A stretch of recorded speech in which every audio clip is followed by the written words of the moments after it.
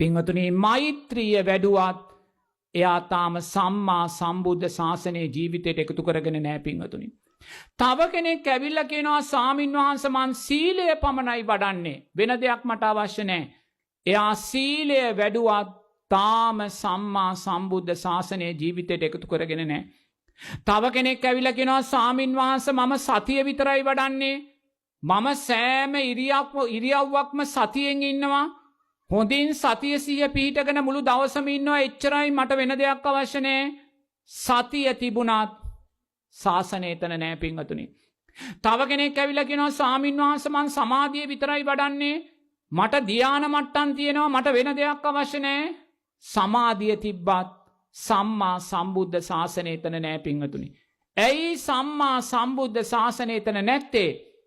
පින්වතුනි ලෞතුරා බුදුරජාණන් වහන්සේ ලෝකෙ පහළ වෙන්න පෙර ආතුව දඹදිව සමාධි සීලය තිබ්බා, මෛත්‍රිය තිබ්බා, සතිය තිබ්බා, සමාධිය තිබ්බා, ධ්‍යානලාභීන් හිටියා.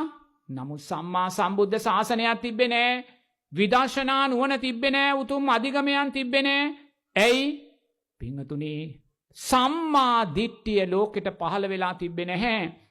ලෞතුරා බුදුරජාණන් වහන්සේ මේ සම්මා දිට්ඨි සම්මා සංකප්ප ලෞකික ප්‍රඥාව ලෝකෙට දේශනා කරන්නේ.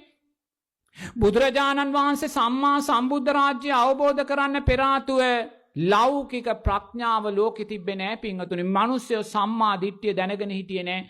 සම්මා සංකප්ප දැනගෙන හිටියේ නැහැ. ඒ නිසාම සමාගයේ සීලය සම්මා සීලයක් වුණේ නැහැ. සමාධිය සම්මා සමාධියක් වුණේ නැහැ. ප්‍රඥාව සම්මා ප්‍රඥාවක් වුණේ නැහැ. ඒ නිසා සම්මා විමුක්තියක් කවුරුත් ලැබුවේ නැහැ. මිච්ඡා විමුක්තියක් ලැබුවේ අන්න ලෞතුරා බුදුරජාණන් වහන්සේ පහළ වෙලා සම්මා දිට්ඨි සම්මා සංකප්ප ලෞකික ප්‍රඥාවට දේශනා කරනවා. පින්වතුනි අපි මාර්ගය සීල සමාධි ප්‍රඥා කියලා ගත්තාත් බුදුරජාණන් වහන්සේ ආර්ය අෂ්ටාංගික මාර්ගයේ මුලට තියන්නේ සීලය නෙමේ. සීලයට ඉහළින් මාර්ගාංග දෙකක් තියෙනවා. මොනවාද? සම්මා දිට්ඨි සම්මා සංකප්ප ලෞකික ප්‍රඥාව. පින්වතුනි ලෞකික ප්‍රඥාව කියන්නේ මොකද්ද? මාර්ගයට ජවය දෙන ප්‍රඥාව, මාර්ගයට ශක්තිය දෙන ප්‍රඥාව, මාර්ගයට මගවිය දෙන ප්‍රඥාව. මේක අනිත්‍යයි සද්ධානුසාරී ධම්මානුසාරී දෙන්නට ලෞකික ප්‍රඥාව තියෙනවා. නමුත් මේක වෙනස් වෙලා යනවා.